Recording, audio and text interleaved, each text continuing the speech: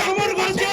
ইনশাআল্লাহ এই মাটিতে আগামীতে বাংলাদেশ জামাত ইসলাম মনোনীত এমপি প্রার্থী আলহাজ দেবী রহমানের বিজয় সুনিশ্চিত হবে ইনশাআল্লাহ।